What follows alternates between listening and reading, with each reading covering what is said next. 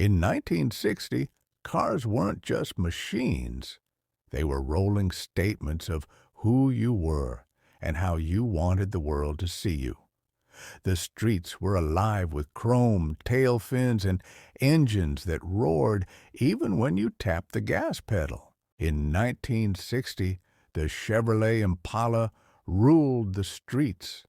Wide, low, and dripping with chrome, it had those three glowing taillights that every kid drew in their notebooks.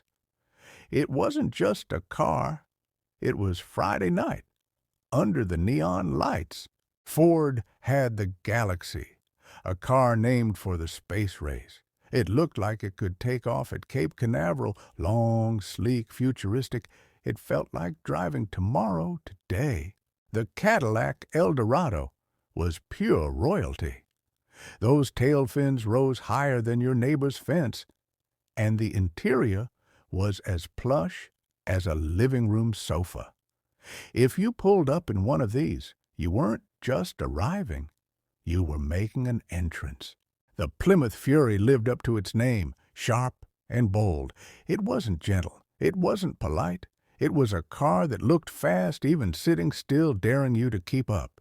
Then there was the Chevrolet Corvette, America's sports car, fiberglass body, racing stripes, and curves that made heads turn even when it was parked.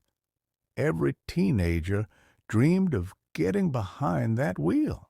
Ford answered with the Thunderbird. 2 seats, top down, wind in your hair. It was less a car and more a declaration of freedom. Every driveway with a Thunderbird felt like a postcard from California. The Chrysler 300 wasn't shy. Big, powerful, and loaded with muscle under the hood, it showed that family cars didn't have to be boring. Pontiac's Bonneville was pure swagger. Wide stance, long hood, and chrome that gleamed under the sun. It was the kind of car you polished on Saturday just so it sparkled on Sunday. Buick had the Electra with its massive grille and sweeping lines. It wasn't just transportation, it was prestige. If you drove one, you were somebody. And Oldsmobile's 98 had a look all its own. Clean, elegant, with power to back it up. Families trusted it, but it also had style to impress the neighbors. The Dodge Dart gave Chrysler fans a smaller, sportier option. It had that youthful energy, perfect for someone's very first car. The Rambler American, simple but honest, gave families affordable wheels without losing charm. It may not have been flashy, but it got you where you needed to go with pride. Studebaker's Lark was compact but eye-catching. Those lines were different, daring, and stood out in a sea of giants.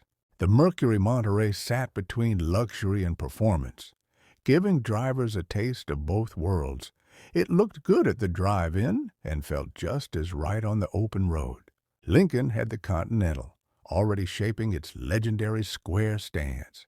Quiet luxury, subtle class. It didn't shout, but everyone still noticed. The Chevrolet Bel Air was still hanging strong even in 1960. It had become America's sweetheart sedan, dependable, stylish, and part of every main street. The Plymouth Valiant brought something new, compact and affordable, perfect for the changing times. Not everyone needed fins. Some just wanted good miles and reliability. The DeSoto Adventurer was Chrysler's flashier cousin. Bold colors, bold fins, and plenty of personality. It was the car that turned heads at stoplights. The Ford Fairlane blended practicality with beauty. It wasn't the flashiest, but it was honest. A family car that still had curves and class.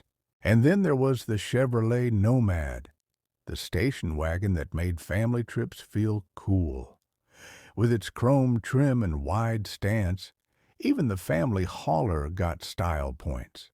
The Pontiac Catalina had style without needing to shout. Smooth lines, wide stance, and that unmistakable Pontiac nose. It was the kind of car you could take to church on Sunday and the drive-in on Saturday. Buick rolled out the LeSabre, affordable luxury with just the right amount of flash. It had that long, low body that made you feel like you were gliding down the highway instead of driving. The Oldsmobile Dynamic 88 kept its reputation for strength and dependability. Families swore by it, teenagers wanted it, and mechanics respected it. That car could take a beating and still shine on Saturday night. Chrysler's New Yorker was the car of choice for folks who wanted comfort and confidence. Big body, big power, and an interior that felt closer to a hotel lobby than a garage. The Ford Starliner was sleek, almost futuristic. That fastback roofline looked like it belonged on a racetrack, and people noticed when one cruised through town. Over at Mercury, the Park Lane made waves with its elegant lines and upscale look. It was a car that didn't just take you places, it carried you with grace. The Dodge Polara brought a mix of space-age styling and performance. It looked bold and felt bold, with engines that weren't afraid to roar. Studebaker's Hawk series, especially the Silverhawk, was a showstopper. Sharp styling, sporty vibes, and a car that didn't blend into the crowd. It was for drivers who wanted to stand out. The Rambler Classic was sensible, but still sharp. Perfect for the growing family who wanted value without giving up style. It was practical, but not plain. Chevrolet's Biscayne was stripped down but honest, affordable, tough, and simple. It gave working families a chance to own a Chevy without breaking the bank. Pontiac's Ventura added a little more flash to their lineup, bigger engine options, sportier trims, and just enough chrome to catch the sun. The Imperial Crown, Chrysler's luxury flagship, looked like something a movie star would step out of. Long, low, and dripping in chrome, it was high society on wheels. Ford's ranch wagon kept the tradition of the family hauler alive. Not as flashy as the Nomad, but dependable, strong, and always ready for a road trip. The Plymouth Savoy was another workhorse. Affordable, sturdy, and no nonsense.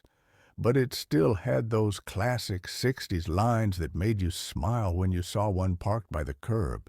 The Buick Invicta carried muscle under the hood and elegance on the outside. It wasn't just a Buick, it was Buick with attitude. Oldsmobile's Super 88 was a legend by 1960. Bigger, stronger, and bolder, it kept its loyal fans coming back year after year. The Chevrolet Corvette shook things up with its rear-mounted engine and compact size. Quirky, different, and ahead of its time. People still talk about it. The Lincoln Premier looked like a rolling palace. With its massive size, powerful engine, and comfort-first design, it made sure every trip felt like a special occasion. Dodge's Matador carried the bold styling forward with fins that looked ready to slice the air. A strong, flashy option that made Dodge stand out in the crowd. And then there was the Mercury Comet, small, affordable, and ready for a new generation of drivers. It was Mercury's way of saying, the future is here, and that was just the beginning. So many cars from the 1960s brought back style, power, and memories we'll never forget. If you enjoyed this trip down memory lane, let me know in the comments. Which car from today's list do you remember the most? And if you'd like me to share even more, don't worry. I've got plenty left. I'll upload part 2 very soon if you want it. Until then, thank you for watching, and don't forget your stories and memories make this channel special. Share them below, and I'll see you in the next video.